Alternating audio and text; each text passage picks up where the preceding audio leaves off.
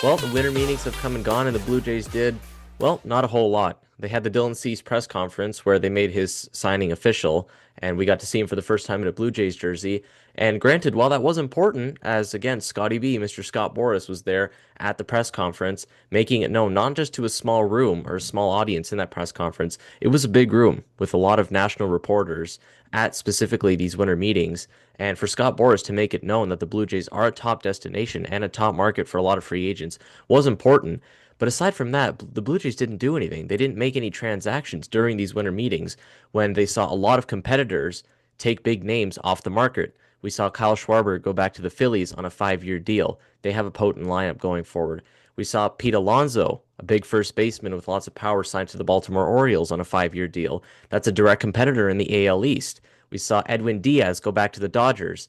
And of course, what was the Dodgers' one weakness was their bullpen. And we saw Yamamoto come out in Game 7 to finish that game, pitch nearly 3 innings in Game 7 of the World Series after shutting the Jays down in Game 6 because they didn't have a back end of the bullpen. They had to use a lot of starters. And what do you know? They take the best reliever off the market in Edwin Diaz, signing him to a 3-year deal.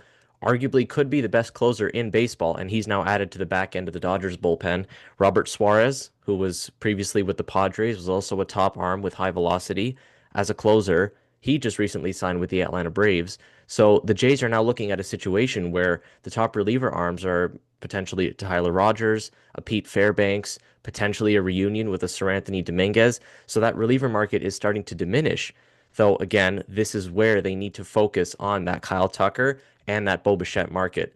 Seemingly right now, there isn't a market for Kyle Tucker. You look at the Dodgers at some point cannot get everybody. It's seemingly impossible because at this point, where would they even play Kyle Tucker? The New York Mets, do they want to take on another big contract when they have that big Lindor contract? They have that Juan Soto contract. The Phillies again just re-signed Kyle Schwarber to a big deal. They have a loaded outfield and overall lineup as a whole. Do they need another bat?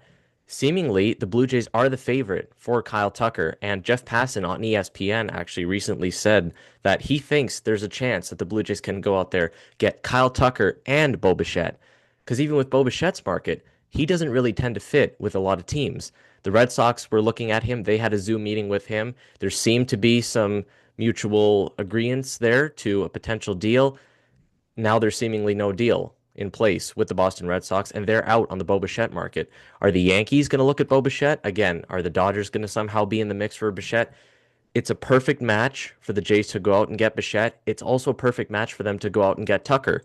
And with these other teams taking these big competitors and these big other free agents off the market, it's imperative that they go out there and get at least one of these guys.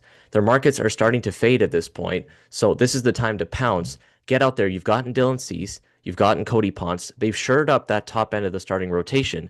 They need to go out there and shore up that lineup to ensure that they can continue to post the way they did last year offensively.